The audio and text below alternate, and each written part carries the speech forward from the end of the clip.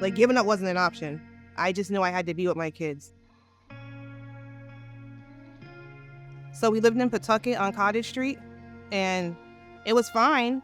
And then my landlord ended up selling the house. I stayed in a hotel for 2 weeks. Then I stayed with my aunt for a week. And then I ended up going to Crossroads.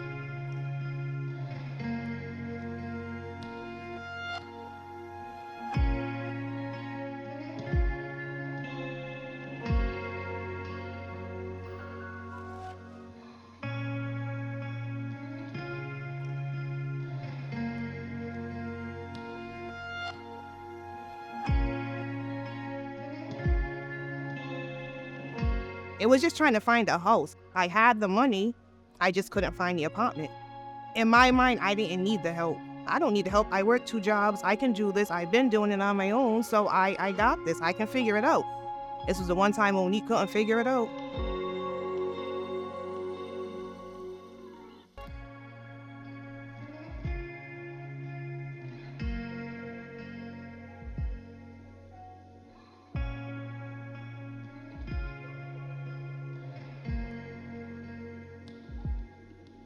I think the hardest thing was separating, because I had never been separated from my kids. So he was with my mom and my sister, but I'm sorry, that was hard, because I never ever left my kids. So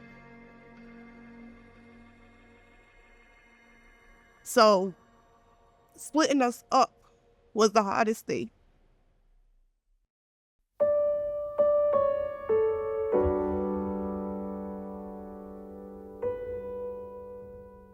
A lot of times for most people, they just need to be able to put their stuff down and take a breath. You know, when they first come in, we try not to tell them too much or give them too much, because just walking through that door, that's a lot. I knew that day when I went in that it would never happen again. I didn't care what I had to go through. I didn't care if I had to work 4 or 5 jobs. I didn't want to be away from my kids.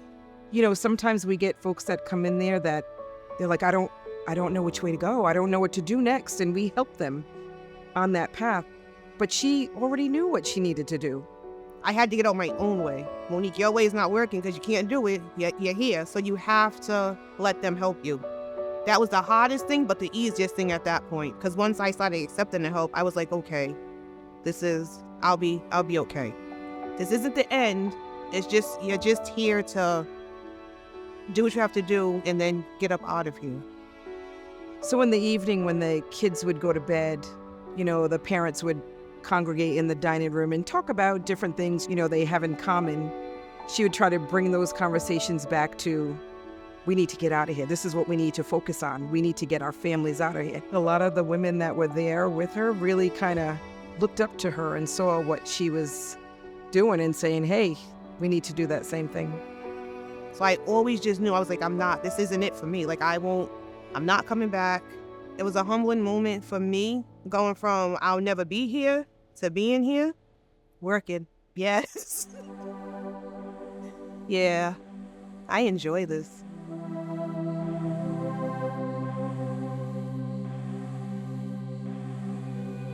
Her journey is kind of an example of what we wish everybody's journey was, and especially where she is now, to even give back.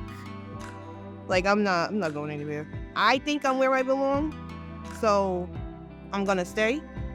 You have to love what you do. It's not easy. Just watching the guys come in every day, and you see how beat down they are sometimes. You see, like, you can see it in their face that some of them are just tired. For me, it was natural. I didn't think of it as a job. It was just like going in, seeing my brothers, cousins, and then just helping. Having Monique here and having the lived experience brings such a different perspective. When someone comes to her and they're frustrated and they say, you don't know where I'm coming from. And she can say, I do know where you're coming from. A lot of times our folks that are in shelter, they want to speak to somebody who can relate to them. It helps them to see, oh, she did it, I can do it.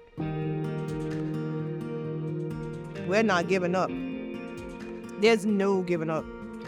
So you're just gonna fight it out to the end. Because I knew there was light at the end of my tunnel. I just couldn't see it at that point in time.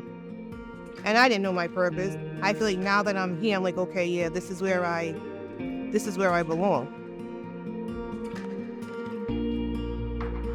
Monique's story is an example of her being able to just take a breath and not feeling like anybody was judging her, and for people to just meet her where she's at.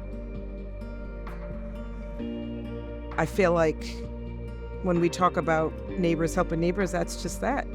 You know, supporting one another when one person is down, helping them up. There's no look. I think everyone thinks there's a look when you're homeless, and there's not. No one at my job knew I was homeless. I got up every day, I went to work, I got dressed, did my hair. You know, kids went to school. You wouldn't know unless I told you. Now I know it's okay. There's help, you just have to ask. Everybody deserves the same respect. And I think everybody deserves a place to live. That's one of the basic human needs. And when somebody can't get that on their own, it's up to everybody else in society to help. And I think that if everybody did, we wouldn't have any homelessness.